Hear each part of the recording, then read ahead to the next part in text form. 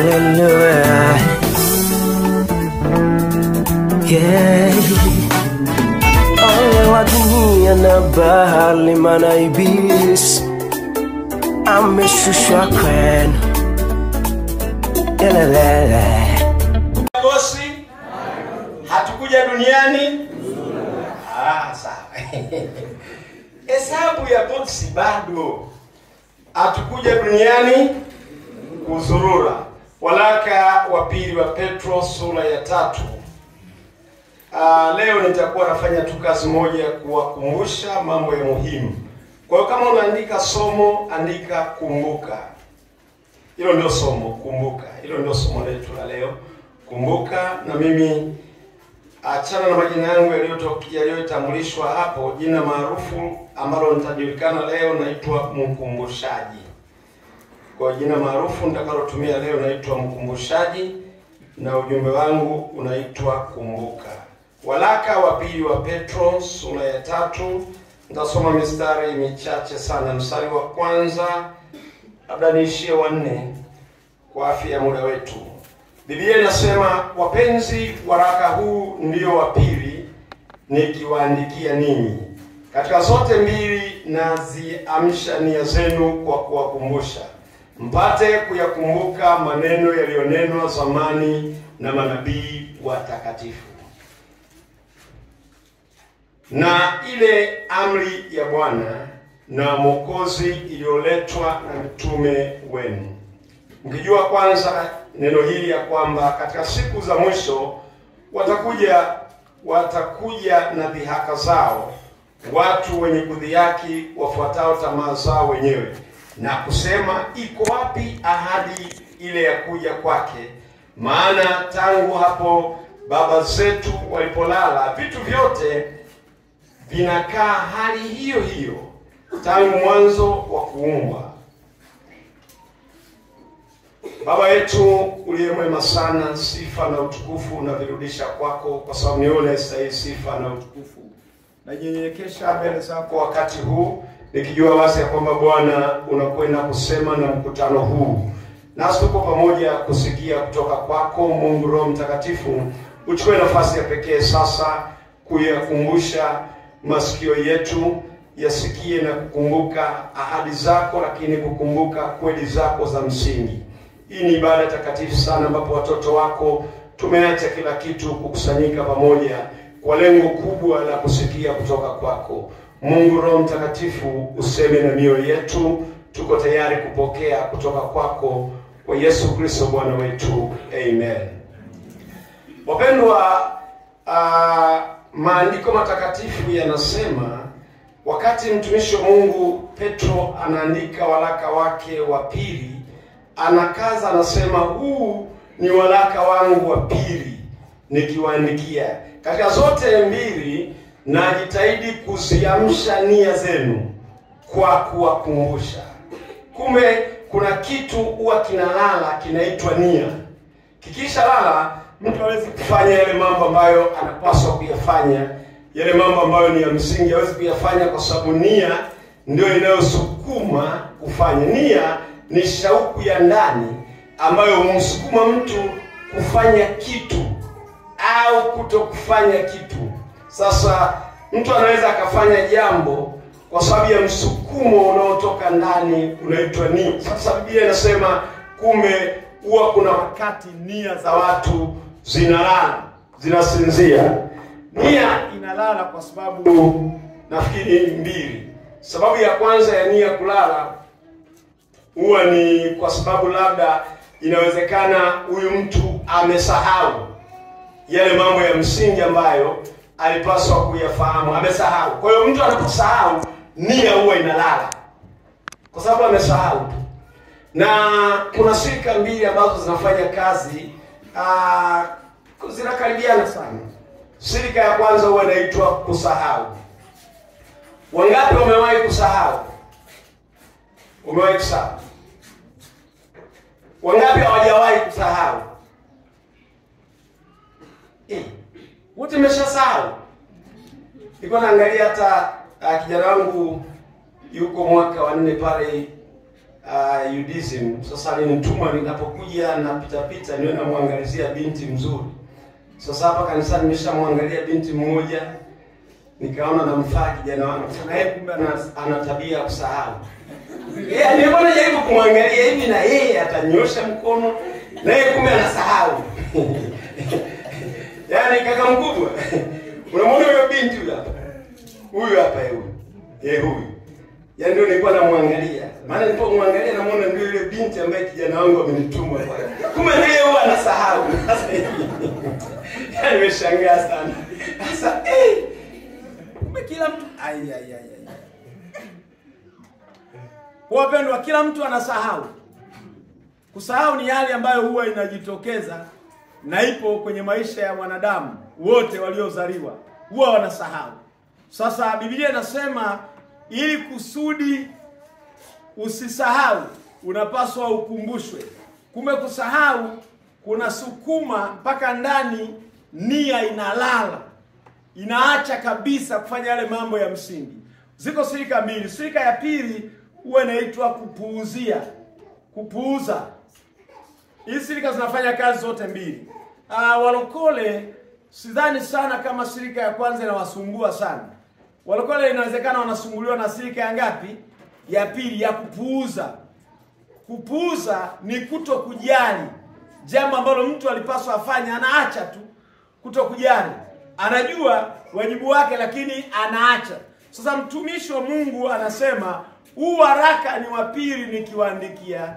Katika nyaraka zote mbili najitahidi sana kuwakumbusha. Kwa sababu inaonekana nia zimelala. Amyafanye yale mambo ya msingi. Hapa anasema mambo ambayo tunapaswa kuyakumbuka, kwanza kabisa ni yale yaliyonenwa na manabii. Kwamba manabii walinena. Sasa yale mambo ya msingi ambayo manabii walinena, watu wa Mungu wanayasahau. Moja kati ya jambo ambalo walinena manabii, walinena ya kwamba siku za mwisho zitakuwa nyakati za hatari. Na wametoa maneno mengi sana kwa nini zitakuwa za hatari.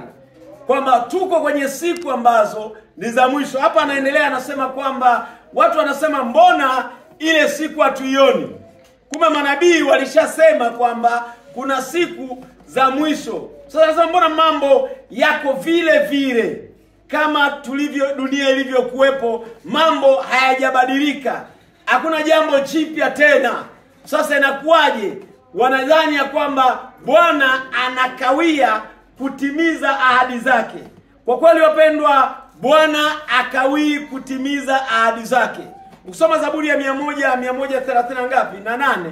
Mstari wa 2, Biblia inasema Mungu amezikuza sana ahadi zake kuliko jina lake. Maana yake ni kwamba Mungu anaziangalia, anazifuatilia ahadi zake ili aweze kuzitimiza. Kwa japokuwa unaweza ukaona kama kuna kuchelewa au kuna kukawia, Bwana akawii. Sasa nikukumbushe mambo matatu. Jambo la kwanza, Yesu anarudi. Kuna mtu alikuwa amesahau? Kuna mtu alikuwa amesahau? Yesu anarudi. Nafikiri wote mnakumbuka. Ila kuna watu nia zao zimelala. Sasa sio kwa sababu wamesahau, labda ni wapuuzi tu. Sasa kama Yesu anarudi, tunatakiwa tufanye nini sasa? Yesu anarudi. Tunatakiwa tufanyeje? Wapendwa, Yesu anarudi. Tunatakiwa tufanyeje? Tujiandae. Tunajiandaje? Tunajiandaje? Tunavaa vizuri. Tunashona sare. Sawa. Tunaenda saruni. Tunajimake up. Tunafanyaje sasa? Sababu Yesu anarudi. Hilo ni jambo la msingi ambalo watu wa Mungu wanapaswa wakumbuke. Moja kati ya mambo ya kutokusahau ni kurudi kwa Bwana. Aliahidi ya kwamba anakwenda na atarudi kuja kufanya nini? Kutuchukua. Japokuwa kuna watu wanasema wanaenda mbinguni. Hiyo sasa ni kesi nyingine. Kuna watu wanaenda wapi? wanaenda mbinguni. Sijui kama wanapajua. Tunapajua mbinguni? Wangapi wanapajua? Hampajui, wote hampajui. Kwa mnaenda amwendi? Mnaendaje mahali msipopajua? Mnaendaje msipopajua? Au askofu wenu anapajua? Aliwahi kwenda hapo? Sasa mnaendaje kama mpajui? Mnaenda kwa imani? Wapendwa, mimi sijui sana. Walokole wanasema wanaenda. Mimi sijui sana. Mimi andiko nalo kumbuka linasema katika kitabu cha 14 mstari wa 2, anasema msihuzunike mioyoni mwenu, maana naenda kwa Baba, nami nitakuja tena nifanye nini? Niwachukue, niwakaribishe pale nilipo. Kwa hiyo mimi ninachofikiri tunasubiri kuchukuliwa au nyinyi mnaenda? Kama mnaenda sijui sana. Kama mnaenda sijui mmepanda gari au mkoje, mimi sielewi sana. Anasema atakuja atuchukue. Sasa una haraka za kwenda kwa nini? Wenye haraka za kwenda mbinguni mpo? Afadhali muahirishe tu. Sasa una haraka ya kwenda mbinguni. Yeye amesema anakuja kukuchukua. Wewe unaenda. Wanatakiwa wawahi kwenda mbinguni, labda mafundi seremala, kwenda kumalizia nini? Furniture za kule mbinguni. Maana ameenda kuandaa makao. Au mafundi washi wakamalizia kupiga ripu, kufanya skimming. Inawezekana majengo hayajakamilika. Kwa wanaotakiwa kwenda sana ni wakina Mtupea ambao ni mafundi. Sasa wewe hauna ujuzi wowote. Unawahi kwenda mbinguni kufanya nini? Maana amesema anaenda kuandaa nini? Makao. Na kwa taarifa niliyopata juzi, bado hayajakamilika makao. Sasa wewe unataka kwenda kumsaidia kumalizia. Biblia inasema atakuja afanye nini? Atuchukue. Sasa mimi nataka niwakumbushe tu wapendwa kwamba Bwana Yesu anaweza akaja wakati wowote. Pamoja na taarifa yangu ya juzi kwamba makao hayajakamilika, lakini taarifa ya leo sina. Inawezekana leo yamefanya nini? Yamekamilika makao. Kwa anaweza akaja wakati wowote. Akija anakuja kutuchukua. Lakini achukui kila mtu, anachukua wale walio tayari. Wale walio tayari, maelezo mengi yanasema ni wale walioyafua mavazi yao na kujiweka tayari. Maana yake mavazi yao yako safi meupe. Wamevaa kitani safi. Ndio sherehe ya kule mbinguni. Inaitwa kitani safi. Sherehe ya mbinguni. Hiyo kitani safi imefafanuliwa ni matendo mema. Maisha matakatifu. Wapendwa, tusiishi kana kwamba Yesu ameahirisha kurudi.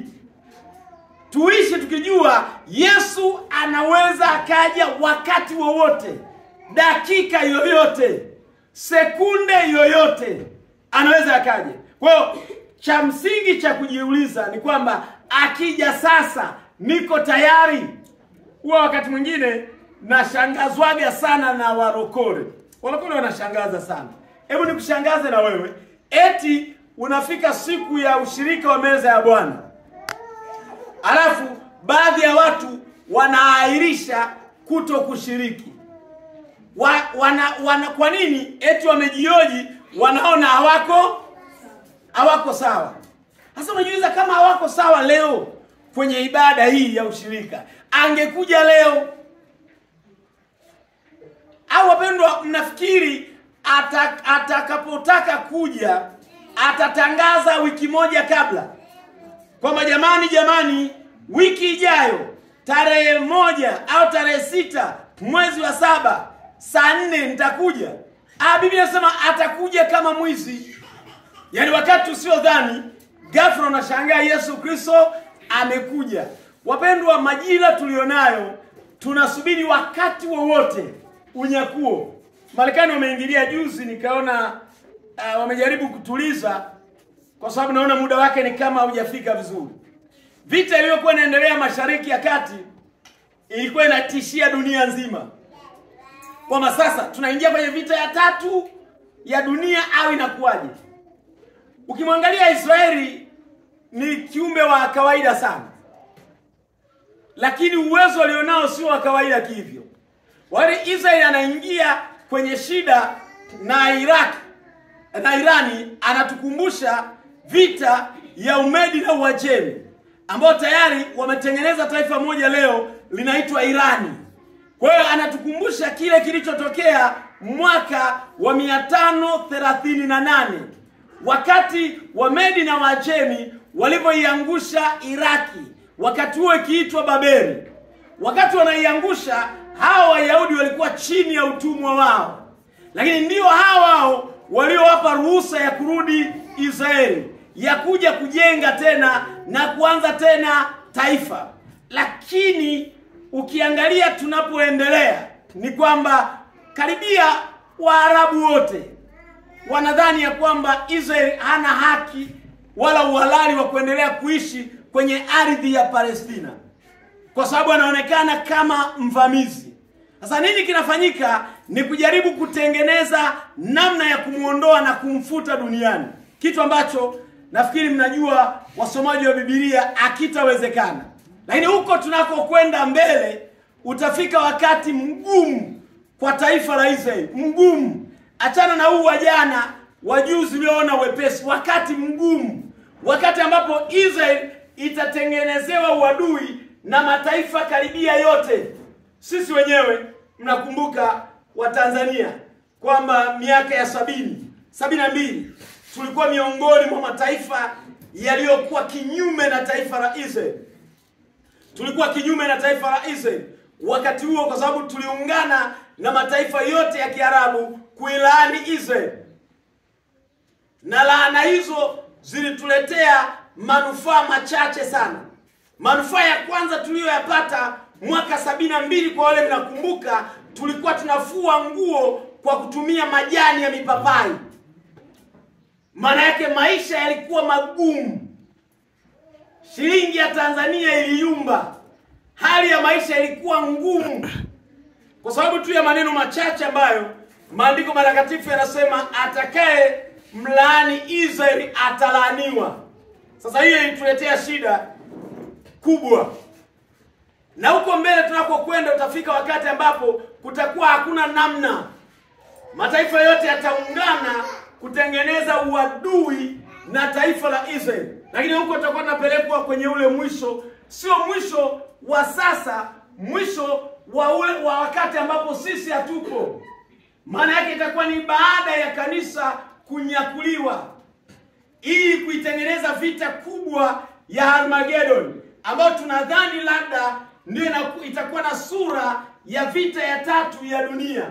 Sasa kabla hatujafika huko, wakati wowote kanisa linaweza likanyakuliwa. Umejiandaaje kwa unyakuo? Umejiandaaje kwa unyakuo? Jambo la kwanza la kukukumbusha, ahadi aliyoitoa Bwana, anasema atarudi tena kuja kutuchukua. Sasa utayari wako ukoje? Maisha yako yakoje? Uhusiano wako na Mungu ukoje? Yaani nachotaka kuuliza ni kwamba akija leo, akija sasa hivi, utaenda utabaki? Sasa nataka nipige kula za siri. Inamisha kitu, alafu ufunike macho, alafu nauliza, hivi Yesu akija leo sasa hivi, una uhakika utaenda? Kama una mkono wa rohoni, unaona mikono michache, unaona hata wewe hujanyosha, hainua kichwa chako, umeona mikono michache, umeona mikono michache. Mimi naambia watu wanyoshe mikono ya rohoni, watu wamenyosha mpaka ya mwilini. Hivi mnafikiri roho haina mikono? Watu wamenyosha mpaka mikono ya nini? Ya mwilini, lakini mikono michache. Maana yangu nataka ujitafakari mwenyewe, ujioji mwenyewe, ujiulize mwenyewe, hivi kipi kinachonikwamisha? Biblia inasema katika kitabu kile cha Waebrania sura ya 12 na mstari wa 1 na wa 2. Biblia inasema hivi, kwa kuwa tunazungukwa na wingu kubwa la mashahidi namna hii, kila mtu aweke kando kila mzigo mzito na dhambi inayomzinga kwa haraka.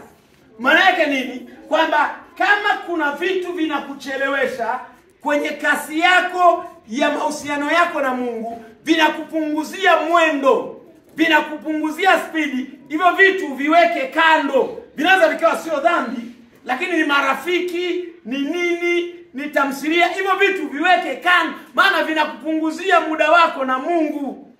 Alafu ya pili anasema dhambi inayotuzinga kwa haraka. Kiswahili sanifu ni kwamba dhambi inayokung'ang'ania, dhambi king'ang'anizi. Dhambi ambayo unaitubu leo, kesho unaifanya, unaitubu leo, kesho. Hiyo uishughulikie kimkakati. Yaani usifanye uzembe nayo. Usifanye, hivi ningetaka kusema nini? Swahili kinakuwa kigumu. Nisema usifanye ushikaji nayo. Ndio nini sasa hivyo? Yaani usifanye mazoea nayo.